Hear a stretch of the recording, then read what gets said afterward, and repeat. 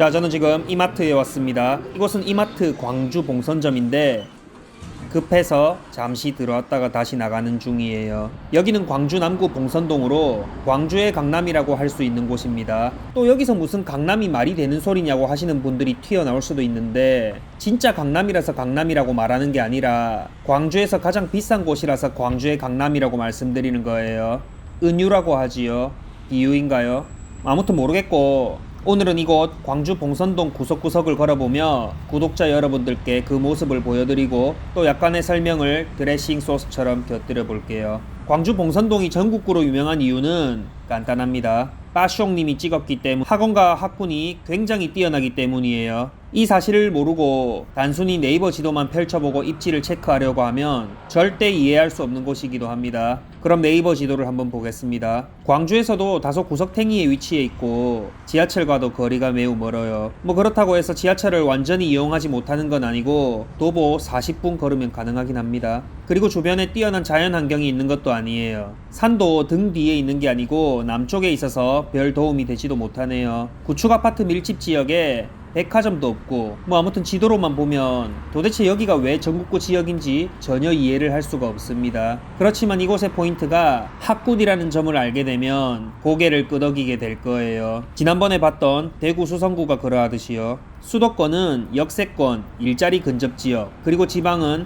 학군지를 선택하면 불패라는 말도 있듯이 지방도시에서는 학군 지역이 아주 중요합니다. 특히 명문 초품화는 기본이고 대형 학원가까지 겸비되어야지 학군지를 결정짓는 조합이 완성되는데 광주에서 그런 곳이 바로 봉선동입니다. 이곳은 단순히 아파트 앞 작은 상권일 뿐인데 이곳마저도 모두 학원이 빼곡하게 들어찬 게 뭔가 심상치 않습니다. 앞에 보이는 저 아파트가 포스코 더샵 아파트예요. 지형 자체가 남쪽으로는 산을 두고 있기 때문에 아파트의 뒷모습을 보며 정문을 들어가게 됩니다. 여기가 광주에서 꽤나 유명한 아파트인데 꽤 오랫동안 광주 대장 아파트 역할을 했었고 지금도 건재합니다. 2004년식이라서 조금 노후하긴 했지만 아직도 광주에 부자들이 많이 살고 있고 특히 의사선생님들이 많이들 거주한다고 하네요. 2018년도에 미친 듯한 급등을 하면서 아주 유명해졌는데 현재는 실거래가 7.7억, 호가 8억 정도를 형성하고 있네요. 문주의 더샵 마크를 보니까 최근에 새로 간판을 달았나 봅니다. 마크는 최신식이지만 글씨체가 조금 촌빨 날리는데 올드한 멋인 건지 뭐 일부러 그런 건지는 잘 모르겠습니다. 안으로 들어가게 되면 단지 내부는 우리가 아는 일반적인 구축 아파트와 같습니다. 도로 중앙으로는 차가 다니고 남향에 판상형 아파트들이 가지런히 자리 잡고 있네요. 아파트 외벽에도 새로운 더샵 마크가 찍혀있고 도색도 새로 한 걸 보니까 전국구 유명 아파트의 명성에 걸맞게 잘 관리되고 있는 것 같습니다. 자, 이제 방향을 틀어서 서쪽 봉선동 중심부로 조금 더 이동해 볼게요. 조금 걸어가니까 저 너머로 초등학교 하나가 보이는데 저게 광주에서 가장 유명한 불로 초등학교입니다. 로가 늙을 로자인지 일할 로자인지는 모르겠으나 둘 다 마음에 드는 멋진 네이밍이네요. 불로 초등학교는 광주 최고의 명문 초등학교로 학부모님들이 가장 보내고 싶어하는 학교입니다. 이것이 봉선 포스코 더샵이 비싼 이유이기도 하지요. 포스코 더샵의 경우는 이렇게 옆쪽 통로를 통해 나와서 큰 길을 건너지 않고 불로 초등학교로 통학을 할 수 있는 환경이 되네요. 뭐 초등학생들을 얼마나 공부를 시키는지는 모르겠으나 아무튼 그렇다고 하니 우리는 그냥 이런 사실을 아 그렇구나 하고 받아들이면 됩니다. 수요와 욕망이 몰리면 가격은 비싸지니까요. 맞은편으로도 아파트가 있는데 봉선 쌍용 아파트예요. 2005년식이고 포베이의 창문 폭만 봐도 짐작할 수 있듯이 40평대부터 60평대까지 대형 평형 위주의 단지입니다. 가장 작은 평수인 46평형이 실거래가 12.3억을 기록했네요. 저기 보니까 창문까지 다 뜯어내고 공사를 하고 있는데 올 인테리어를 싹 해서 많이들 사시나 봅니다. 계속 서쪽으로 걸어갑니다. 불로초 앞쪽으로 꽤 큰 상가 건물이 있는데 1층 빼고는 또 전부 다 학원이네요. 어마어마합니다. 골목 구석구석에도 전부 학원이 자리 잡고 있고 사거리에 있는 작은 상가 건물에도 모두 학원이 있습니다. 이곳은 조금 오르막인데 이쪽으로 걸어가면 또 아파트 단지들이 나올 거예요. 학원이 없는 곳에는 온통 학원을 광고하는 현수막이 붙어있는 그런 분위기이네요. 이렇게 너덜너덜해질 때까지 걸어 놓나 봅니다. 걸거치네요. 제 왼쪽은 1997년식 실거래 최고가 4.1억을 형성 중인 라인 아파트이고, 오른쪽은 1995년식 실거래 최고가 4.9억인 금호 아파트예요. 학군으로 유명한 곳이라 그런지 동네 자체가 굉장히 고요하고 평화로운 분위기이네요. 슈퍼마켓 빼고요. 볼륨 조금만 더 높이면 민원 들어오겠습니다. 자, 이제 봉선동의 대장 아파트가 나오네요. 봉풍이라는 애칭을 가진 봉선동 제일 풍경채입니다. 입지 자체가 1등 입지는 아니지만 새 아파트라는 것 때문에 광주 대장 아파트를 차지하고 있네요. 아파트 안으로 살짝 들어가 봐도 큰 특색은 없습니다. 중앙도로가 넓지 않고 좌우 동배치도 좀 빽빽한 편이에요. 400세대의 중소형 단지이기도 한데 다른 건 다 모르겠고 그냥 봉선동 새 아파트라는 사실 하나로 끝나는 곳인가 봅니다. 실거래 최고가는 9.3억을 기록하고 있네요. 다른 광역시 대장 아파트들이 모두 10억을 돌파했음에도 광주광역시만이 10억 아래에 머물고 있다는 점을 주목하는 분들이 많은 것 같아요.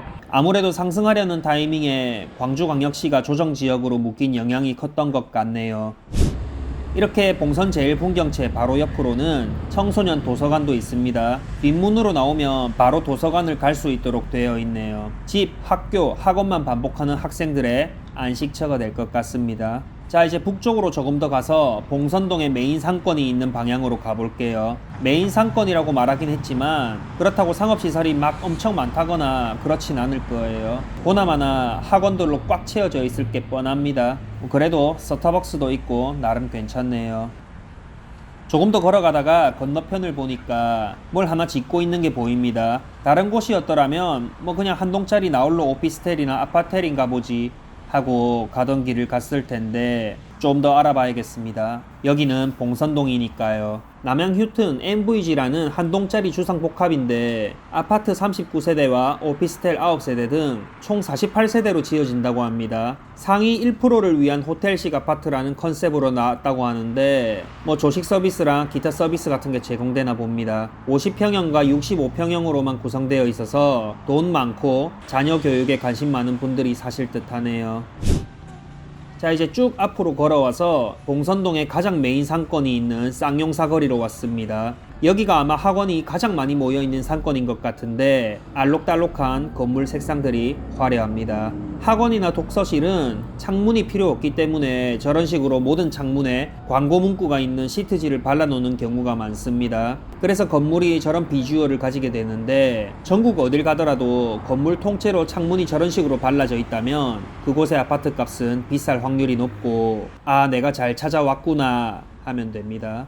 아무튼 사방팔방 동서남북 고개를 요리조리 둘러봐도 학원과 병원들로 떡칠이 되어 있습니다. 이러니 공부시킬 학부모님들이 앞다퉈 봉선동으로 오려고 하나봐요. 대단하네요. 이제 조금 더 안쪽으로 가서 오늘의 마지막 아파트를 보려고 해요. 봉선동 삼익 아파트입니다. 삼익. 이름만 들어도 참 가슴을 두근두근 거리게 만드네요. 부산 사람들이 참 좋아하는 아파트 이름입니다. 아무튼 이곳은 메인 상권에서 한 블럭 들어가서 자리 잡고 있어서 조용한 주거지 느낌이 나는데 봉선동의 입지 깡패라고 볼 수 있는 곳이에요. 메인 학원가와 가장 가깝고 조품화에다가 이마트와 근접하고 대형 근린공원까지 끼고 있네요. 역시 삼익입니다. 1990년식으로 30년을 넘긴 아파트이고 1차와 2차로 나눠져 있습니다. 직접 와서 보고 느껴보니 여기가 약간 부산의 대우마리나 대구의 경남타운 냄새가 좀 나네요. 향기롭습니다. 부산의 대우마리나 대구의 경남타운을 모르는 분들은 그게 무슨 뜻이냐고 하실 수도 있는데 쉽게 말씀드리면 그냥 입지가 끝내주는 오래된 아파트라는 뜻 정도로 받아들이시면 되겠네요. 재건축이 되면 그 도시의 대장 아파트가 되는 곳이라는 뜻입니다. 아파트 단지 안쪽으로 들어와 봤습니다. 저 멀리서 무슨 소리가 들려옵니다. 초등학교가 바로 옆에 있어서 교장 선생님이 전교 조회 중에 훈화 말씀을 하고 계신 줄 알았더니 꿀 바나나를 팔고 계시는 소리였네요. 아무튼 단지 내부는 그냥 정남향 배치된 일반 아파트입니다. 30년이 넘은 연식치고는 관리가 잘 된 편으로 보이네요. 재건축에 대해 뭔가 진행되고 있는 게 있다면 현수막을 걸어서 자랑을 해놓았을 텐데 그런 게 없는 걸 보니 아직까지 구체적으로 진행되고 있는 건 없나 봅니다. 하지만 재건축 이야기가 나오기만 한다면 한번 크게 주목받을 시점이 올 것 같긴 하네요. 이렇게 뒷문 쪽으로 나가게 되면 바로 유한초등학교가 나옵니다. 학원과 푸마 플러스 저푸마는 진리이네요. 여기까지 삼익 1차를 보았고 이제 이쪽 길을 따라서 건너편으로 가게 되면 삼익 2차가 나옵니다. 좀 조용한 환경을 담고 싶었는데 과일 아저씨가 아직까지 사과와 포도를 좀 덜 파셨나 봅니다. 삼익 2차는 삼익 1차와는 다르게 현수막을 걸어서 뭔가를 자랑해 놓았네요. 자세히 보니까 재건축이 아니라 리모델링을 추진하나 봅니다. 리모델링 추진위원회가 설립되어서 현재 정비업체까지 선정되었다고 하네요. 이 정비업체가 리모델링 사업에 대한 노하우와 경험을 토대로 사업 진행에 속도를 낼 것으로 예상됩니다. 라고 무등일보에서 읽었습니다. 주민들의 동의와 함께 자부담, 수익성이 리모델링의 성패를 좌우한다 라고 무등일보에 적어 놓았던데 잘 되길 바라겠습니다. 자, 이제 삼익 2차 옆쪽 통로로 나갑니다. 바로 옆에는 유한근린공원이 있는데 이쪽으로 한번 가봅니다.